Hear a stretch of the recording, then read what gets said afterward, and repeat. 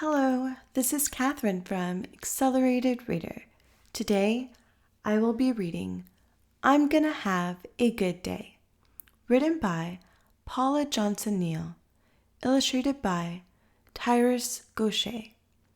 Before I begin reading, I would like to give a big thanks to the author for sending me this book to read on my channel. In the description below, I have included links where you may find and purchase this book. Don't forget to like and subscribe. Dedication. I dedicate this book to my late father, Earl Johnson. I miss and love you so much. I'm forever your tomboy. Each morning on the ride to school, Gabby's mother pleaded with her to have a good day. Gabby, I really need you to have a good day at school, sighed her mother. Gabby boringly replied, I'm going to have a good day, Mom. Great! We will celebrate with ice cream tonight. You may choose one flavor, said her mother. Gabby lit up with excitement and pondered which flavor to choose during the remainder of the ride to school. Good morning, Gabby, said Mrs. Beetle. Mrs. Beetle, I'm going to have a good day, replied Gabby. Mrs. Beetle was not convinced. She had heard this many times before. Still, she replied, Gabby, I'm glad to hear this. Please put away your coat. Gabby put her coat in her cubby. Then she scanned the classroom for something to do. Instantly, she spotted Max feeding Bucky, the classroom goldfish. Gabby hurried over to Max. I want to feed Bucky. Give it to me, demanded Gabby. No, said Max. Gabby grabbed Bucky's food. No, give it back, shouted Max. Mrs. Beetle hurried over to the children, arguing. Max's job is pet helper today. Gabby, please return Bucky's food to Max, said Mrs. Beetle. Aw, I never get to be the pet helper, said Gabby. You will need to wait for your turn. Please take your seat on the carpet for circle time, said Mrs. Beetle. Gabby watched Max finish feeding Bucky before she knocked over the fishbowl. The fishbowl and Bucky went crashing loudly to the floor. Oh no, Bucky! Cried Max. Mrs. Beetle quickly picked up Bucky and placed him in the water table. Soon after, Mrs. Beetle turned her attention to Gabby. That was not okay. Please take a time out, she said, while pointing to the thinking chair. But it was an accident, said Gabby. Mrs. Beetle continued to point at the thinking chair. Gabby yelled, I'm gonna have a good day. I'm gonna have a good day. I'm gonna have a good day. As the school day continued, Gabby made trouble of every kind. Am not, said a tearful Timothy. Are too a poopy face, teased Gabby.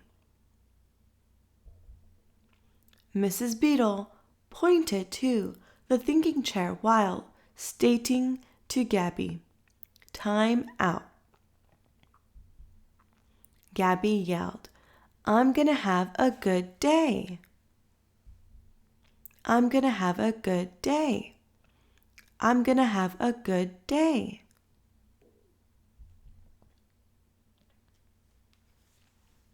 After lunch, Gabby pulled Sophia's chair from underneath her, causing Sophia to land on the floor. Gabby laughed uncontrollably while Sophia burst into tears.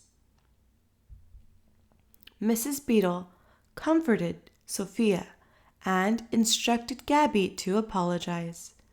Gabby walked away from Sophia, refusing to apologize.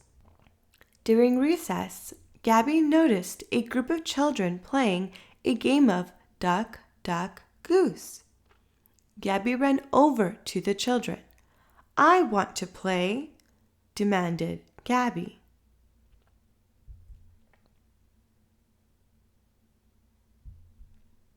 "No, you're not having a good day," replied the children. Gabby's eyes filled with tears as she slowly walked away with her head and shoulders hanging low. She spotted Mrs. Beetle and sat down beside her. "No one likes me," said a tearful Gabby. "Your friends like you," said Miss Beetle. "They don't like the things you do." "What things?" asked Gabby, sobbing. "Today, all of the things that made you laugh made your friends cry."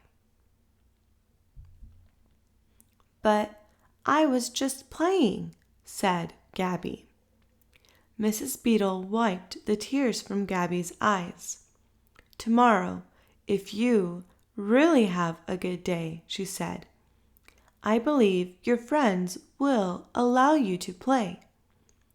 Gabby rested her head on Mrs. Beetle's arm and watched her friends laugh and play. Later, Gabby's mother arrived at pickup. "Mommy, I had a good day. Can we get ice cream?" said Gabby, hugging her mother.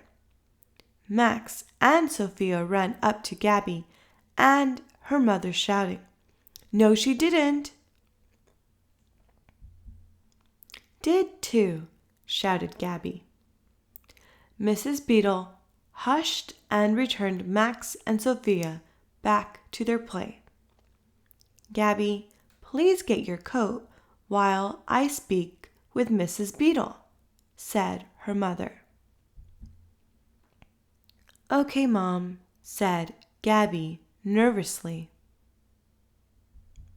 Gabby's mother displayed disappointment as Mrs. Beetle continued to share all of the trouble she created throughout the day. Gabby's mother apologized to Mrs. Beetle and took hold of Gabby's hand.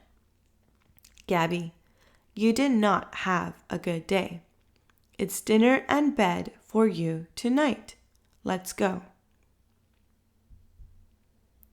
That evening at bedtime, Gabby watched the look of disappointment and sadness on her mom's face as she shared her conversation with Mrs. Beetle. "Gabby, no. How could you be so hurtful to your classmates?" "I was just having fun," said Gabby. "Gabby, there is no fun in hurting and making others cry. I'm so disappointed in you. It's late and I'm tired. I will share your punishment with you tomorrow, and you will apologize to your entire class." "But they don't like me," said Gabby. "If they hurt and made you cry, would you like them?" said her mom. Gabby became quiet and then answered, "No."